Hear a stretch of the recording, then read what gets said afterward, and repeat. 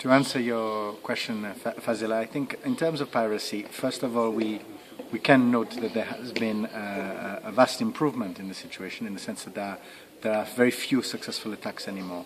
But we cannot afford any form of complacency, because the problem is there is still a huge cost associated with trade in the Indian Ocean because of the threat of piracy. And we have seen in other regions of the world, such as in the Straits of Malacca, in Southeast Asia, where even when piracy is a little bit more under control, the threat continues for a long period and there are still isolated attacks. And the problem with a small economy like Seychelles is that one attack or the perception of the risk of attack is enough to create huge disruption for industries such as fisheries or even worse, tourism. We are lucky that so far tourism has not been affected, because we have managed to keep piracy as something which is only in the oceanic areas, and our islands are completely safe. But we have to bear in mind the trends, the problems that could arise in the future, and be ready for them. The Indian Ocean Commission has played a big role in trying to put together projects which will build capacity in the regional states. We have the Regional Anti-Piracy Project, which is funded by the EU, and under which we have established an office in Seychelles, in which the Indian Ocean countries have all put representatives. And we are very pleased that we are moving towards much more burden sharing, and we salute the decision of Mauritius recently to prosecute 12 pirates that are to be transferred there very shortly for prosecution. And this goes to show that Seychelles and Mauritius, two countries that share an ocean, in a very fundamental way. Recently we actually signed an agreement with Mauritius where we actually share 300,000 square kilometers of ocean, which we jointly own.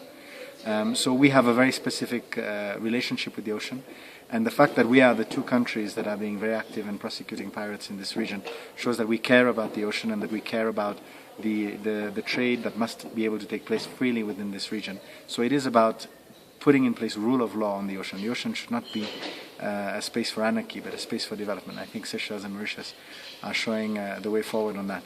The big challenge that still remains is the difficulty of transferring pirates once prosecuted back to Somalia. Because all coastal states in this region, we are all determined to try and improve the prosecution of crimes that are committed at sea.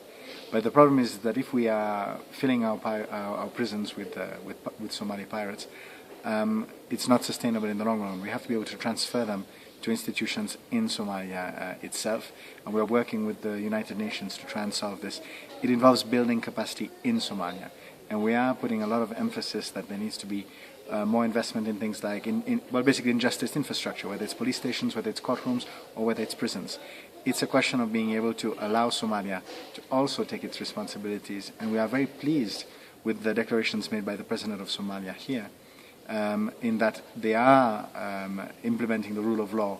They are making much more efforts to ensure that there is safety and security, and that will also allow investment. And I think the island states are very happy to be able to be working with a government that is serious in Somalia. And so we are confident of the future, even if there are still many challenges that await us.